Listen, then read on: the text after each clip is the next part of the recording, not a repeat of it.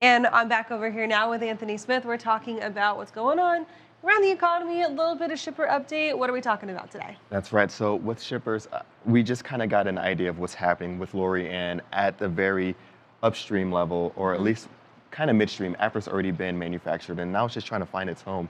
Right. Looking a little bit further downstream, talking about homes in general, we have new single-family home sales for the United States, and we also have our personal consumption expenditures for durable goods. And so, Mhm. in the blue line, our new single family home sales in the blue line, we see that there was some downward movement in the latest month. A lot of people were a bit concerned about this to see that downward movement. Maybe there is some weakness happening within housing and construction.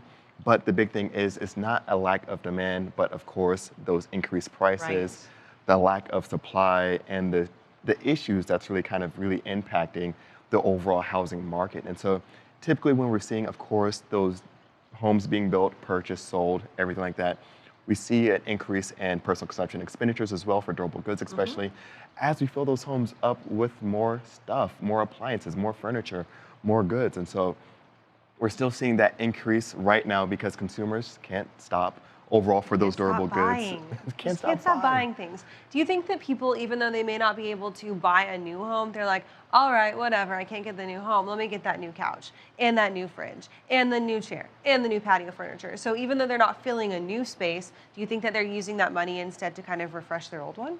There was some of that. There was definitely a lot of that in 2020 as people were kind of sitting at home, buying more stuff, doing renovation projects around the house, things like that. Now we're getting into the issue where there's a severe backlog, especially for those appliances. We're looking at refrigerators and stoves, things like that, washer dryer sets, especially for home builders. So a lot of those times when you build a new home, you want to have those new appliances ready for those home buyers in those houses. And so what we're looking at that, those builders are now pulling forward a lot of that inventory. So there's a shortage there and a backlog going on there as well with furniture. Tim Dooner, I know anecdotally, was mentioning him and some of his other friends were looking to get new furniture that was delayed Mhm. 4 to 6 months. And so definitely something that's being impacted that comes full circle as we just heard from Lorianne about all those delays. Now here it is in real time for those Right. Americans.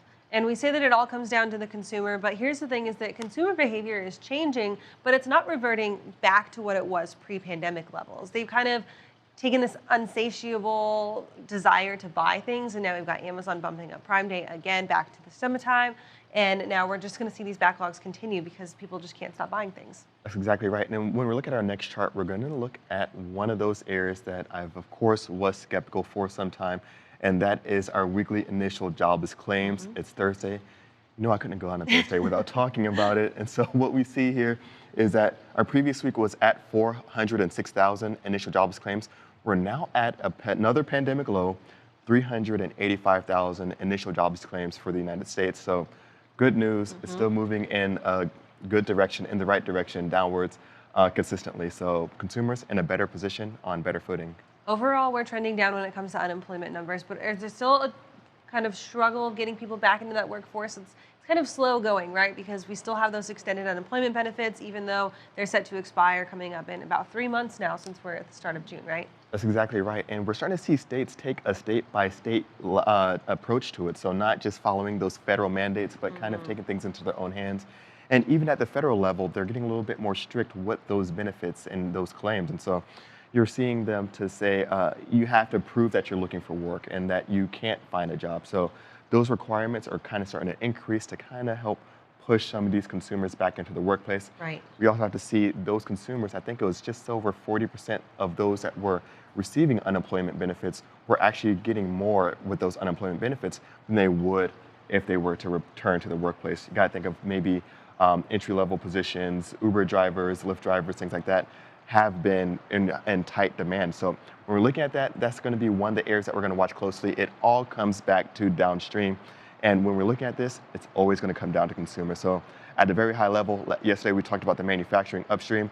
Now it's going to be looking more so at the downstream. But that's going to do it for this shipper update.